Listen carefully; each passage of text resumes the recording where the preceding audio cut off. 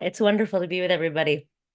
Yes, so as Mark noted, evening has fallen here in Israel. And I want to talk today, inspired by this movement between day and night to day. And also specifically in this place that we're in the counting of the Omer, from what is for you the eighth day of the Omer. And Mark, you were starting us off so perfectly. You were going right where I want us to go. That that for you today in the eighth day of the Omer, you are excavating out the space in your heart that is within the posture of discernment, the deep love that comes through when we practice discernment from a place of love. But for me, and that evening has fallen, I am now one day beyond that, which means we move from the space of the love in discernment to the discernment in discernment. And I'll put up a visual aid in a second if this is new to you, this spiritual journey through the counting of the Omer. Um, it's a really powerful practice. I know that IJS is inviting you to do a daily practice connected to the Omer. I really encourage it. It also is very much related to the work, the hands-on work that I do at Awakened Body. So discernment of discernment. The Hebrew of this is the gvura of gvura, which if we're being literal and technical, that means the power in power. And I'll be honest with you, I was preparing my kavanah for today's sit, sort of alternating between checking news out of the States. I'm from California originally, and UCLA is a home campus. And I woke up this morning to the awful news out of UCLA, and then checking news out of Israel, and really spending the whole day so it's holding such a deep prayer for a ceasefire. I don't think there's anybody in Israel who doesn't want a breath and a break and a lessening of tensions, even if, as I believe, this war is just and there's important work to be done. And so, as I was preparing my intention that I wanted to bring you all, while also moving between these two different expressions in our community of just this upside down world, this world in such extremes, I said to myself that there is just no way that I am going to lead us in a cultivation practice, amplifying the power in power. Because I want to, maybe I'm not going to use the tech sheet, Mark. I apologize just for time. So I'll just share with you a little bit of my own personal story. When, in order to make peace with the trauma of October 7th and the crisis of faith, one of the things that I did was I created an audio course that's called The Dark Side. And it's an exploration of the Kabbalistic concept of the Sitra Achra, which literally means the other side. It's the seat of evil. And the thing about looking at the world from through a Kabbalistic lens as opposed to other lenses is that the Kabbalah sort of doesn't mince words. It says, yep, there's such a thing as evil in the world. And sometimes it bursts forth and we lose control of it. And I will confess to you that from a Kabbalistic standpoint, the Sitra Achra comes from this over amplification of Gvura. And when I look at these headlines around the world right now, and especially affecting our community so deeply, that's really what I see, that we have this sort of the judgment in judgment, which leads to this tremendous othering, which is sort of run amok and run away with itself. And as a result, you have, instead of learning happening on college campuses, violence happening on college campuses. And instead of meeting the other, you have this deep judgment, which can lead to hatred and violence of the other. And so I really believe there is so much power in us sitting together. We're more than 100 practitioners strong all around the world. And so what I want to invite us to do, and I'm going to begin now to talk us into our sit so you can start to get comfortable. I want us to be in the line between where you are today, the loving kindness in judgment, and where I am today, the judgment and judgment. And we're going to find this line in ourselves. And so I'm going to invite you to do something a little bit bold. I want you, for the duration of this sit, to actually imagine yourself on a front line, on the front lines. And we all have different front lines in this crazy world right now. Whatever feels to you like the front line, I want you to imagine yourself right there and holding that place. We're going to move now into our mindfulness practice. And I want to invite you to investigate in you, where is that line? How can I, with softness, hold that love in judgment? And where does it sometimes tend to run away with itself? So, for example, from a Kabbalistic standpoint, an overamplification of anger is one way that the Sitra Achar can sort of burst forth. Or, Mark, as you were saying right from the beginning, judgment, which becomes self-judgment, which can then make me so small. And then that's how that can happen. So we're going to find this line in ourselves. And with each inhalation, I'm going to invite you to amplify that chesed, that love, so that we can really charge it up and take that with us as we move into what you will count tonight, your day 9 in this Gvura of Gvura. So that is going to be our intention to bottle up that chesed and take it with us into the Gvura of Gvura. And I thought that I was going to share a text sheet with you, so it's in your text bank. But the image, I was going to bring you the source from Ta'anit, which if you've been practicing with Institute for Jewish Spirituality for some time, you might have come across this source. Where in Masechet Ta'anit of the Talmud, the rabbis say, be like a reed, not like a cedar. So normally the cedars of Lebanon are held up as these beautiful, strong trees that we use to build temples. And yet in Ta'anit, the Gemara says, be soft like a reed. So that's what we're going to do. This is a softening practice. I want to invite you now to take a comfortable seated position. Get settled in the way that you do your mindfulness practice. Let the eyes be soft. Closed is good. And if you need, then they can just be sort of gentle out 2 feet in front of you. Become still. Feel the sits bones resting on your chair or couch. If there's a back to where you're sitting, feel yourself grow taller and just let the shoulder blades rest onto the back of the chair. Let that chair do what it was designed to help you sit up tall and proud. Let the hands be soft. Let the feet be rooted and sturdy. And I want to invite you now, allow your mind to travel. And I want to challenge you to be with me on the front line, wherever that is for you. And as I extend that invitation, just noticing what that does for you. Is there perhaps some clenching? Perhaps a quickening of the pulse or a shallowing of the breath? And just bringing it back down.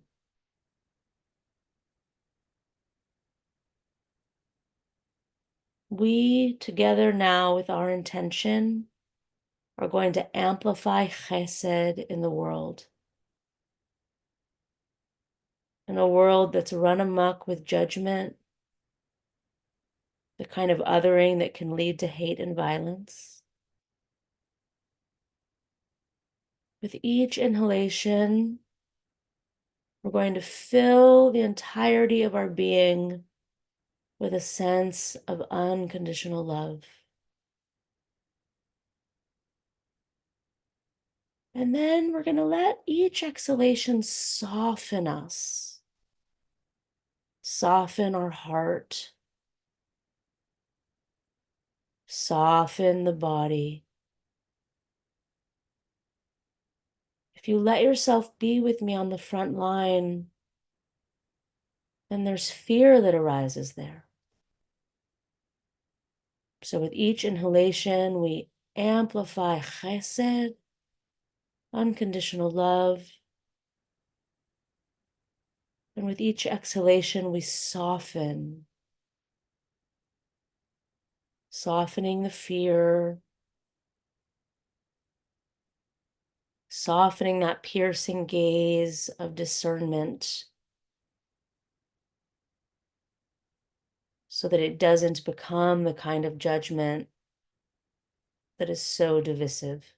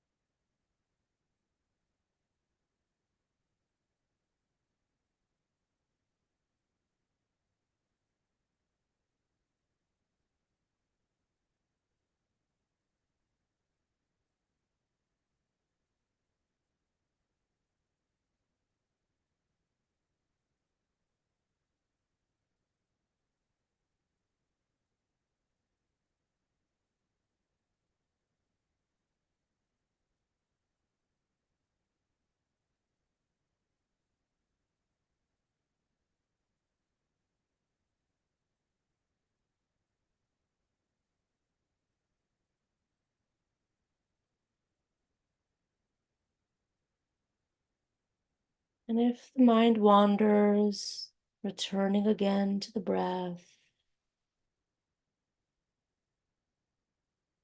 inhaling chesed,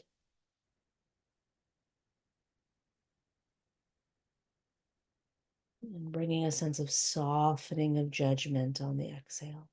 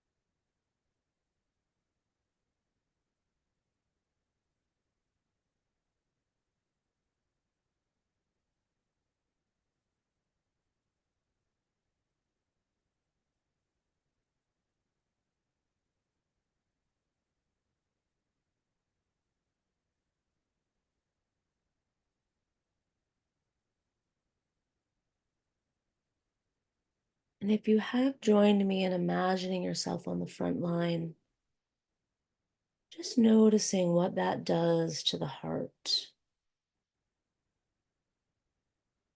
All of the things that we might have the instinct to sort of scream at that other on the other side of the line. And rather than leaning into that reactivity, using this practice to soften that, to soften that rigidity, that shell that we have the instinct to put up when we feel unsafe.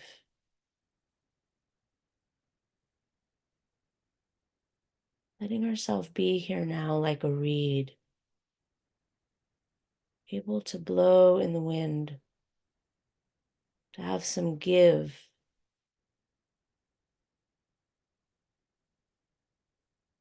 It does not feel good in the body to be rigid.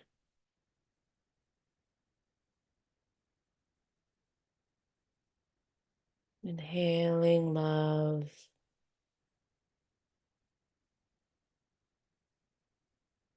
Feeling a suppleness, a softening.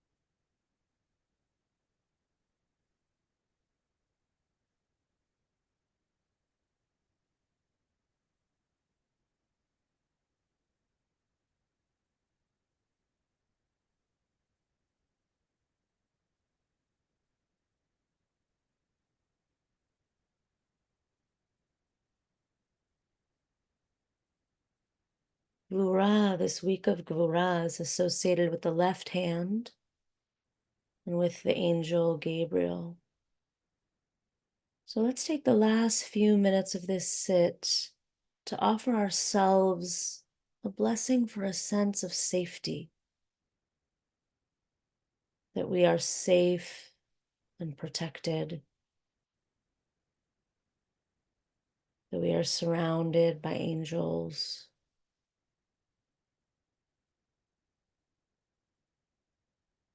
Just allowing our practice, our intention now to give us that self-care,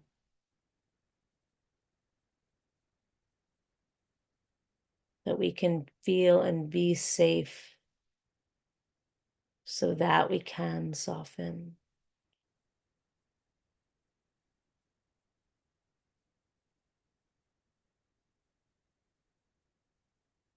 So using your inhalation in these last few minutes, breathe in that sense of safety or whatever you need to feel safe.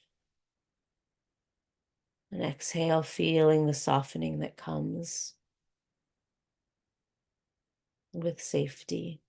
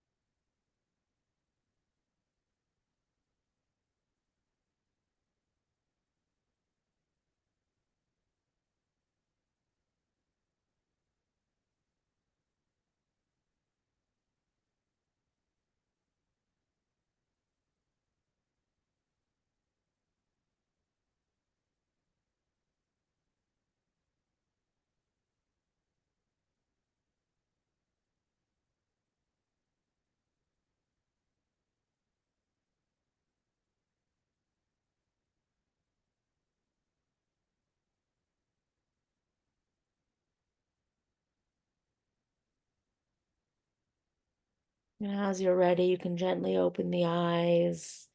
And just for a little bit of closure, if you feel brave and comfortable, I just want to encourage you, just wrap your arms around and feel the pressure of one hand on the other.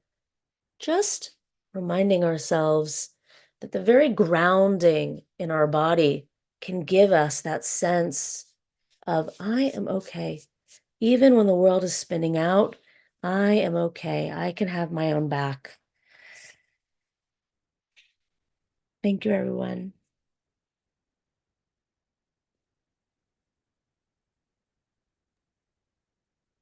Thank you so much, Rabbi Sara Brandis, for leading us so beautifully, bring us back into practice today. On depending where you are, the 8th day of the Omer, or it's in Israel, the 9th day has come in, part of the globe, in this beginning of early part of the week of Gevurah. Friends, let's seal the practice, offering an opportunity for those of you who are in mourning, or if you're observing a yard site, or if it's your custom to join in the mourner's Kaddish, to do so. If you're not reciting Kaddish, as always, we hope you'll stay present for those who are, to create a minyan of comfort and support for them. You can put the name or names of anyone that you're honoring today in the chat now or later after we recite Kaddish. And if you are reciting Kaddish, you're invited to join me by rising in body or in spirit, and you can unmute at this time. Yitgadal, Yitkadash, Shemei Rabbah. Amen. Yamad Ivrach Hirutei, Yamlich Malchutei, V'chayechon, V'yomechon, Uchaye Techol Beit Yisrael, Ba'agala bizman kariv imru amen. Amen. Yehi Yehi shmei Shmei Rabba Rabba Barach Mivam Olam V'Amei Almaya. Olam V'Omei Barach v'yishtabach v'yitpa'ar Almaya v'yitchaman v'yitnaseh Yitbarach v'yitadar v'yitalel v'Yitbarach v'yitalal V'Yitadar shmei V'Yithalel dekusha V'Yitadar b'richu V'Yitkusha ve'ela min kol V'Yitholel birchata Tashi b'shirata Reshata tushbechata v'nechamata Tushbechata v'amiram ba'alma b'hu V'nechata amen. B'hu Yehi Amen. shlama Rabba min Shemaya Yeshalom v'chaim Rabba Min aleinu v'yafei Shamayim Yisrael imru Aleinu ועל amen. כל ישראל Oseh shalom ישמרו b'mrama. אמן. Hu yaseh shalom aleinu v'Yisrael. Yalkol שלום yoshvei ומרומה, tevel הוא יעשה v'imru שלום amen. עלינו ועל כל ישראל. Friends, thanks so much for joining us today. If you're leaving us now, you'll hope will join us tomorrow. We'll be led tomorrow by Yiska Smith, who'll be joining us from Jerusalem. So really wonderful to come out of Pesach and have this opportunity to connect with our friends and teachers in the land of Israel. And on Friday, we'll be led by Rabbi Margie Jacobs, who will help us sit into Shabbat together. So good to be together. Thanks for joining us.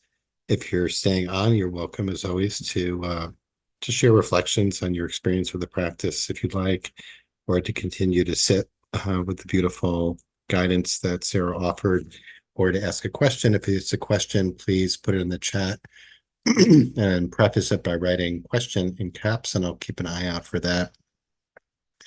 Thanks so much, Sarah. We need to mute. There we go. Here we go.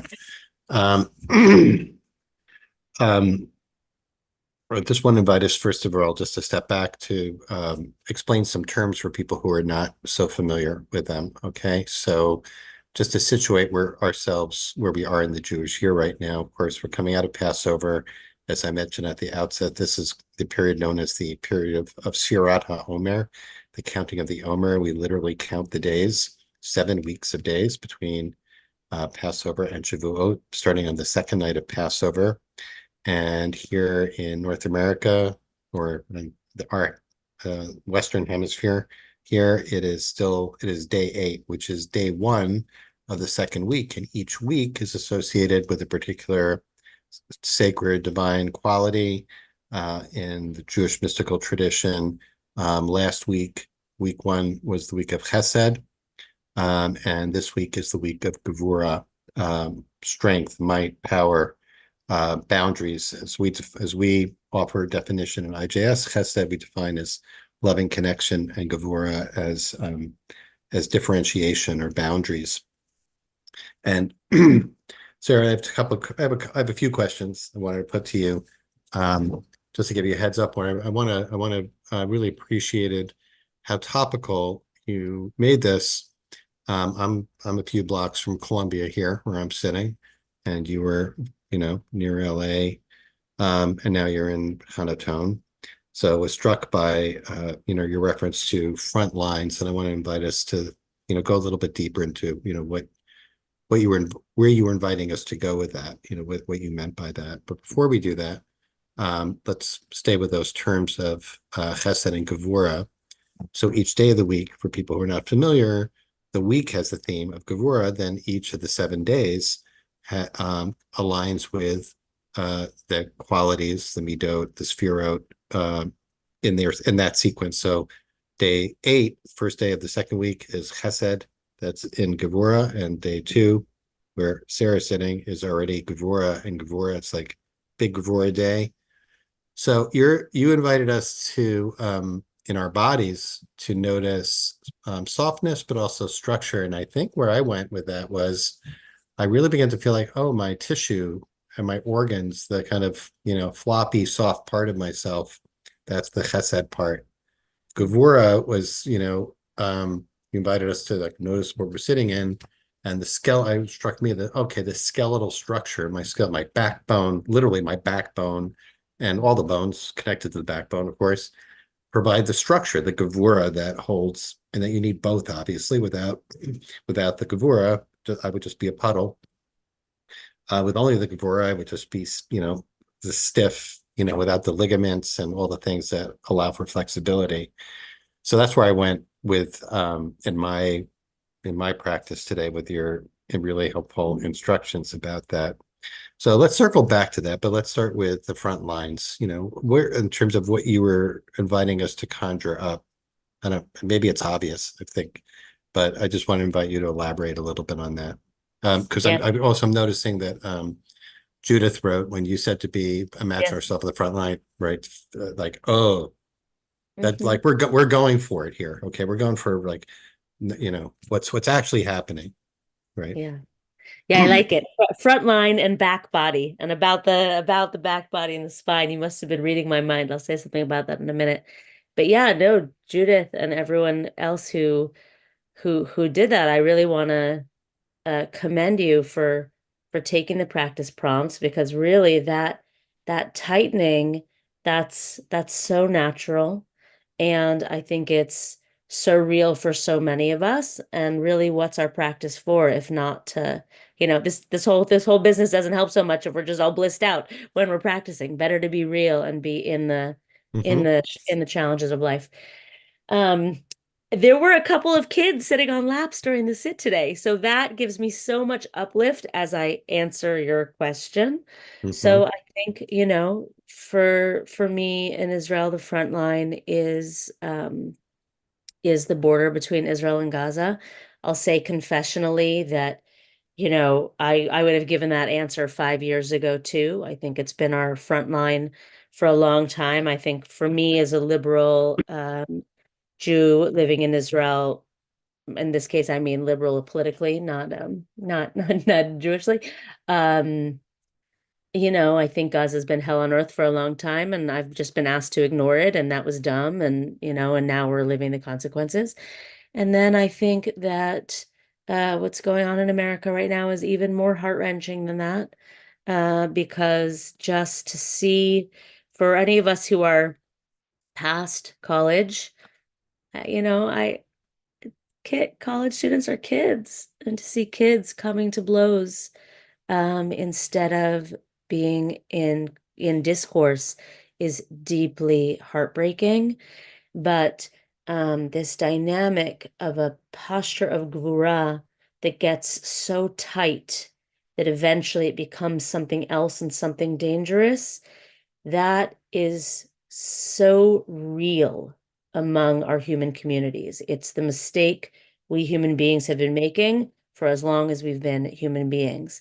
And we're just seeing it, Can you say a little really. bit more about that? I think you see that Noah is also asking Yeah. to say a little bit more about because I can't remember the title of what you offered. Yeah, It's on so Insight so Timer. I'll put a link. So yeah, so there's a course for those of you who are members of Insight Timer Plus. There's a course there called The Dark Side.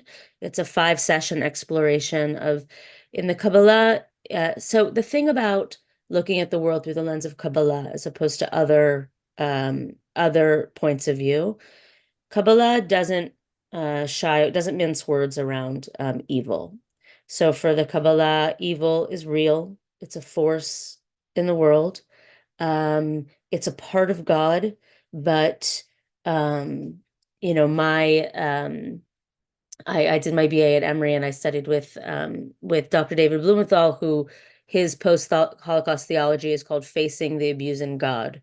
So he looks at the Holocaust and he says, and this is a statement about the Sitra Achra, that sometimes God loses God's temper and things run amok.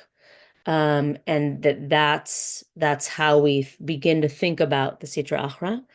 But when you study the Zohar on this dark side, what we see is that the entry point, the bursting forth point from this of the Sitra Achra is from Gvura, from an overcalcification of Gvura. And so I said I wanted to say something about the back body and that you must have been reading my mind. So I work with Gvura in the left hand. And so you can almost imagine in your left hand like a sword. And at a time that's not a time of war and not a time when, it feels unsafe to be Jewish in places that we never fathomed it could feel unsafe to be Jewish. In peaceful times, I really believe that one way of thinking about the spiritual journey is the journey of the peaceful warrior. And what does it mean to be the type of person who knows that I have a sword that makes my spine strong and sturdy, exactly, Mark, as you were saying, the way the skeletal structure makes the body strong and sturdy, but that the way of the peaceful warrior is to keep the sword in its scabbard, and that I Mm-hmm. go about the world with that confidence, but I don't have my sword drawn. Mm-hmm. And what's so painful about right now is that swords are drawn. And so then we're in the situation where we have to face, what do we do about that? And my intention with today's practice was to help we well-intentioned people who have the privilege to be meditating together in the middle of the day, to to help us simmer down a little bit. So yeah, so let's talk about that. So strikes me, it's a very daring theological statement, right? To say that there's evil in the divine, right? The Um, Zohar is we're not radical. gonna, we're not gonna, yeah, we're not gonna solve that one right now. But we can certainly say that it is that we all as human beings have that potential as well, right? And strikes me that part of the what happens is, what is when fear runs amok, it can lead to that, right? And it leads us to doubling down. The other thing that struck me while you were giving the instructions, I was thinking about safety. I was thinking about what allows for safety. This is really so topical because, of course, there are people who feel like, well, the only thing that allows for safety is that sword. Gavura provides safety. And you said that at some point. That's what got me thinking. Yes, Gavura provides safety. But the other part is that, and Chesed doesn't, it's all Chesed, then our guard is down, just like naively assuming everybody loves everybody and everything's fine and nobody's going to hurt me. Um, but it struck me for the first time that actually Chesed is also necessary for a sense of protection. That it's not um, that if it's only that I can let my guard down or I can keep my sword in its scabbard using your terminology, if I believe that there is also Chesed that's present, right? There could be, as I don't just feel like the other is only Gevura, I can see something of Chesed. So I'm wondering about that because when we're under duress, the chesed, I think, can flee, right? And we can lead to Absolutely. double down on the gevura. And I think we probably all find ourselves in those months. We're feeling especially vulnerable or reading something deeply upsetting and just feeling terrified, really, right? So I want to invite you to, what do you think about that? About how Yeah. chesed is necessary, an ingredient in safety. I Hmm. mean, there are people who will say, I don't want to get too political here, but of course, there are people who say, well, the only way to peace is peace. Peace is the path. And I think, yeah, that sounds great, but it's not so simple as that, right? Right. Um, uh, you know, so that's what makes me suspicious of it. On the other hand, Chesed feels like it does have a role. Absolutely. So one of my favorite things in all of Judaism, and we can give a shout out to Shai Held's new book, Judaism is About Love. One of my Mhm, favorite things to in all of Jewish spiritual practice is the fact that the journey of the counting of the Omer begins with the week of Chesed. mhm, I think I want to take what you're saying and take it even one step further. The path to God is through Chesed. The way the entire Kabbalistic tree of life is run through with chesed. mhm, It's the way. And if what we are looking for in our spiritual practice at the end of the day is union, mhm. union comes through chesed, not through gvura. So that Right. is definitely the long path. And I think we can all feel that in our spiritual lives, in our Mhm, intimate relationships, that only through vulnerability, not through mhm, hardening, not through judgment. mhm, And yet we know we as human communities are on a long journey of learning, of evolution. We have a long way to go, and Gvura is real. And I can't even say the statement like the Zohar does, evil is real. I don't want to say that. I don't want to bring that into existence in the world. Um, so I think that, because we're coming close to the end of our time, I want to say two things. First of all, Yes, chesed. And the fact that this practice was on hiatus during the week of chesed, I want to personally, I'm a guest teacher. I want to give you all permission. If you didn't practice into the week of chesed, just take this whole Omer, just count 49 days of unconditional love. Like we need it. That is such a beautiful spiritual practice. And what you're saying about gvura and safety, I think this is the basic theory of the existence of the state of Israel. I think this is what Israelis who serve in the army feel so proud. And I think that there is some truth that when we look around America and these scary resonances between what's happening now and the Holocaust, that the difference is that Israel exists. And the vision, wherever you are politically, and whatever critique you may or may not have about the current modern state of Israel, the idea is that a defensive army ready to have the back of the Jewish people, that's what allows us to soften. Not that that army should ever be offensive, but that that the sword is there, that protection is there. And so that's certainly the aspiration of the state of Israel, even if, things are not nearly that simple right now. But that's definitely the aspiration. Thank you so much for sharing all of that, Sarah. Really appreciate it. And we are at time, unfortunately, because there's so much more to talk about. But I so appreciate making time to lead us today. And it's sort of bashared that this is for our restart of our practice today, and we'll get to practice with Yiska Smith tomorrow. So we are channeling our love from this whole community to you and the community there, our people there, and we'll look forward to being back together tomorrow at our usual time, 12:30 Eastern. Thanks so much, Sarah. I want to put the link to the source sheet, which Sarah referenced, but we didn't Yeah, I look didn't at teach from together. it. It's But that's different, fine. but yeah, It's fun, but still it's good fine. stuff. And some people I saw were interested in that quote from the Talmud, Tanit, about being like a reed, being That's flexible on like a there. reed. That's Yeah. on there, and Yeah. definitely, we practiced that today. Thanks to Jordan Pollock for holding our tech space today, as always, with skill and grace. And we'll look forward to seeing everyone tomorrow. Be well, everyone. Thank you.